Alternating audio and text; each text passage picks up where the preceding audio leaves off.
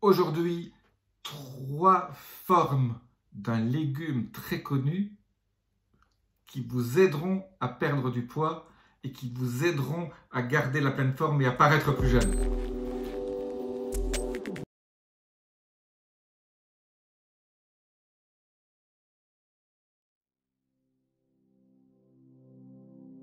Je suis Jean-Marie Buterlin, je suis expert en rajeunissement et longévité et j'aide ma communauté à ajouter de la vie à leurs années et des années à leur vie. De quoi allons-nous parler aujourd'hui? Quel est ce légume japonais qui a été introduit maintenant un peu partout sous trois formes différentes et qui est absolument des propriétés magnifiques que je vous explique tout de suite?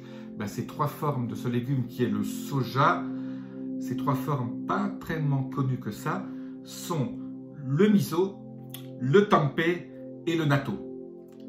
Alors, ces trois produits issus du soja sont issus de la fermentation du soja. Alors, quand on fermente un légume, on y ajoute de nombreux avantages.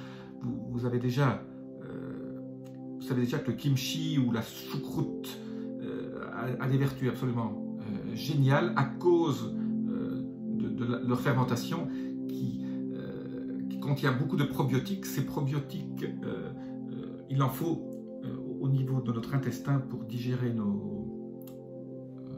ce qu'on mange, nos aliments, mais surtout la masse, ce microbiote que nous avons, qui pèse jusqu'à 1 kg, même plus, contient plus de cellules que tout notre corps réuni.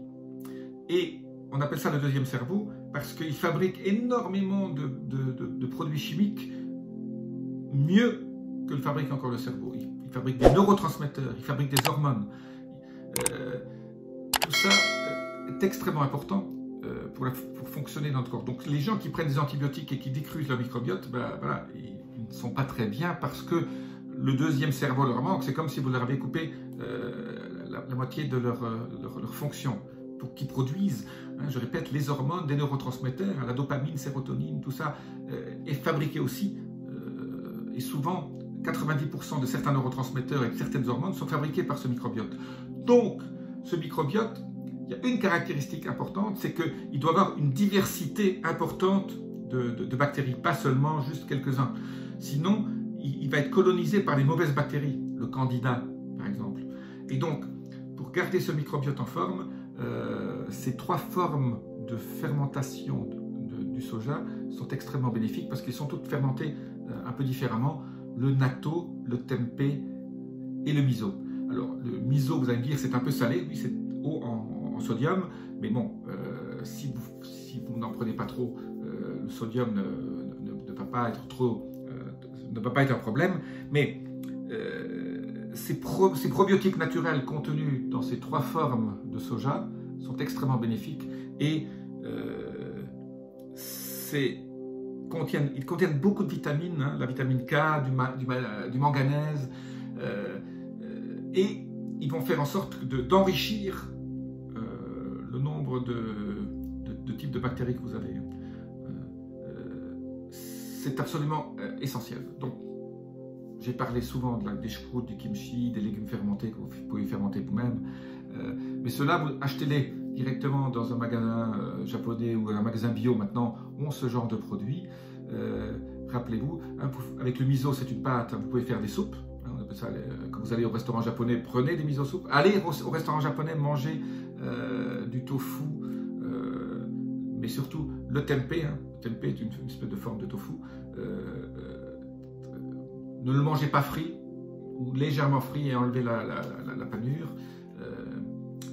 Et le natto contient, c'est là d'où vient le terme nattokinase. La nattokinase est un ingrédient absolument aussi génial dont je parle dans une de mes vidéos qui est extrêmement bénéfique aussi pour protéger vos artères, protéger votre cœur et éviter des accidents cardiovasculaires. Voilà, donc natto, tempeh, miso. Rappelez-vous de ces trois noms. Quand vous allez dans le magasin, essayez une fois par semaine de faire un plat qui contient cet ingrédient. Vous n'allez pas le regretter. Ça va enrichir votre microbiote et ça va vous juste faire en sorte que vous portiez mieux. Bien sûr, in fine, ça aussi, vous allez éviter un certain nombre de maladies parce que c'est protecteur. Comme vous avez un microbiote sain, ça évite aussi le candida. Je rappelle juste en passage que pour éviter le candida et pour éviter les parasites et pour éviter ce genre de petites bestioles qui ne sont pas bénéfiques au niveau du microbiote, moi je conseille l'huile C8, une huile de chêne de triglycérides à chaîne moyenne, MCT en anglais, Medium Chain Triglyceride, ou TCM en français, triglycérides de chaîne moyenne. Prenez uniquement la C8, parce qu'il y a aussi la C6, la C8 et la C10 et la C12. Prenez la C8, qui est l'acide chlorhydrique, qui est l'acide caprylique, que vous trouvez dans n'importe quel magasin bio. Je peux aussi vous laisser un lien là en dessous sur le type d'huile que j'utilise. J'en parle très souvent. Une cuillère à café à une cuillère à soupe par jour, c'est suffisant, mais ça va vous éviter toutes ces mauvaises bactéries. Et quand il y a moins de mauvaises bactéries, le reste des bactéries que vous avez travaillent mieux. Je vous dis à très bientôt pour une nouvelle vidéo. Si vous l'avez aimé, laissez-moi vos messages ci-dessous et abonnez-vous. Je vous dis à bientôt. Namasté.